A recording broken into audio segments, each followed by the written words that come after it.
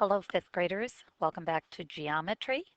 And today's lesson is a short one on congruent figures. So you see our learning target to explore the meaning of congruence so that you will know that word and its definition, and to identify figures that are congruent to one another. And then you will be using various drawing tools to construct congruent figures. So for those of you who like to sketch and draw, you'll enjoy this particular lesson. Our new vocabulary. First word is congruent. You've worked with that word before. I could spell it right, however. Let's fix it right here. Figures that are congruent are figures that have the same size and the same shape. Now, sometimes we can tell if a figure is congruent by placing a copy right on top. So if we've created a transformation, we might cut out the figure that we transformed and place it on top of the original. And if they match up, then those figures are congruent. When we have congruent shapes or figures, we say that their sides and angles are corresponding, and that's our second word. And what that means is that the sides are going to have the same length and the angles are going to have the same degree measure. So when we're drawing a congruent figure, we'd be able to measure the length of the side, and they should be the same, and we'll be able to measure the angles, and the angle measures should be the same. Now, very often, uh, we have something called a rough sketch, and if I were to take my drawing tool and I were to draw a trapezoid,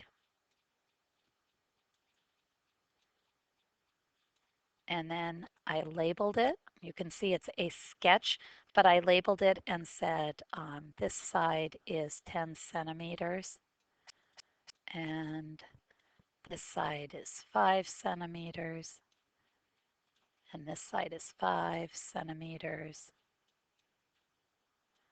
So is this one. And then if I told you the angle measurements and I said, well, this is 120 degrees, I would be giving you a rough sketch. If you actually measured these sides, they would not be 10 centimeters or 5 centimeters long. And if you actually measured that angle, it would not be 120 degrees because I'm giving a general idea, a sketch. You, however, will need to make an accurate drawing.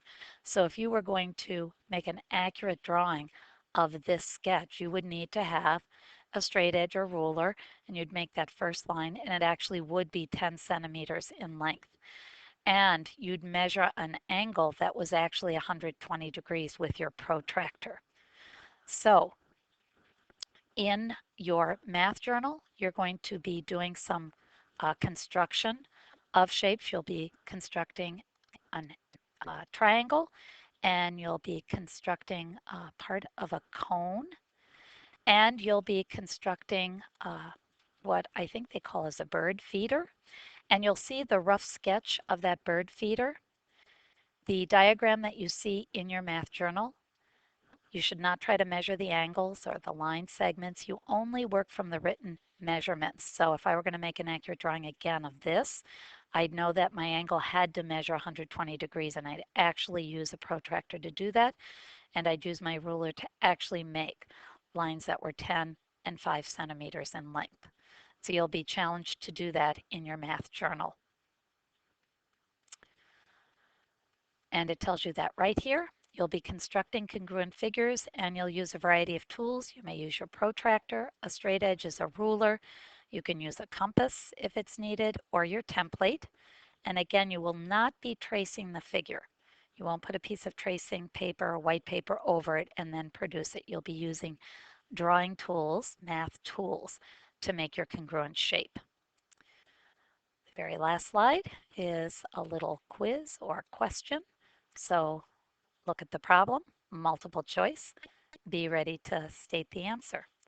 That's it for today's lesson. Have fun drawing.